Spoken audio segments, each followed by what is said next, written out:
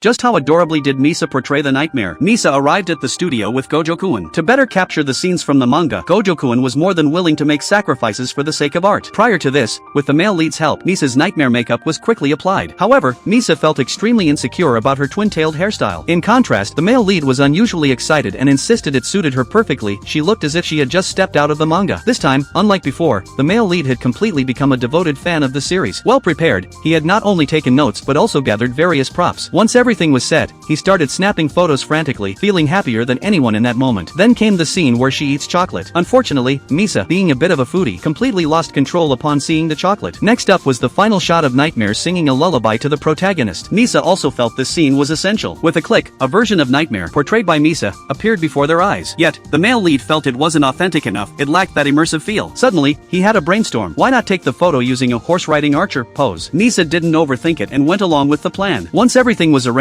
another click captured a first-person perspective of Misa as Nightmare in his phone. Seeing the image, Misa was absolutely thrilled. It was simply amazing. Just as they were both lost in their joy, strange noises started coming from the next room. Hearing such rhythmic sounds, the two of them found themselves strangely affected. A bit slow on the uptake, the male lead suddenly realized he was in a tricky situation, and the surge of emotions within him felt as unstoppable as a flooding river. Misa, too, seemed to sense a mysterious tension. In his fluster, the male lead accidentally brushed against Misa's arm. Being ticklish, Misa couldn't help but let out a yelp, leading to a moment where they gazed at each other with undeniable affection. But as fate would have it, just at the critical moment, their rental time in the room ran out. With the photoshoot completed, they decided to head back. Before leaving, Misa went to change her clothes. Once inside the bathroom, she slumped weakly to the floor. Recalling what had just happened, a wave of shame washed over her. Even after leaving the room, Misa, still unsettled and on edge, found herself feeling anxious even around strangers. A young woman passing by couldn't help but remark upon seeing them. Wow, already so eager at the start of summer break? High schoolers these days are so precocious. Misa felt utterly embarrassed. As for the male lead, while he appeared calm on the surface, inside he was a complete mess. The moment he returned home, his true, flustered state was fully